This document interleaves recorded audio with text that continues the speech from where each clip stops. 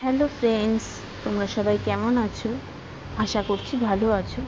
আর আমি তো আরেকটা ভিডিও নিয়ে চলে আসলাম।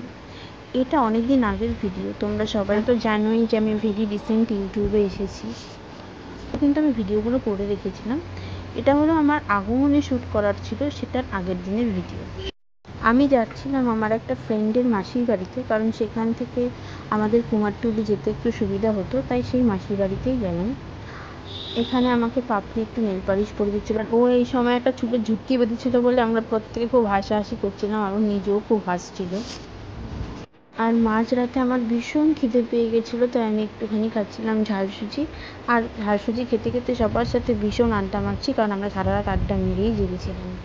আর এখন ঠিক ঘড়িতে বাজে 3:40, যখন আমরা সবাই মিলে উঠে রেডি হচ্ছিলাম। এই সময় আমার ফ্রেন্ড রেডি হচ্ছিল, আরেকটা বোন।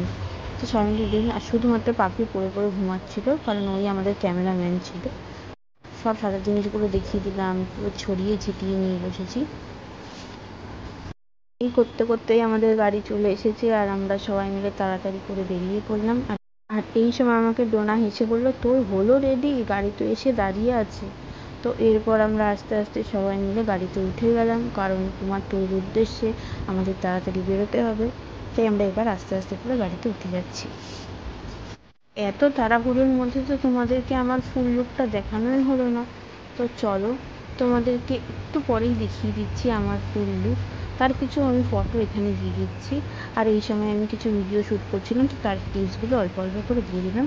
তো আজ তোমরা দেখে নাও ছবিগুলো। আর আজকের মতন ভিডিওটা এখানেই শেষ করলাম।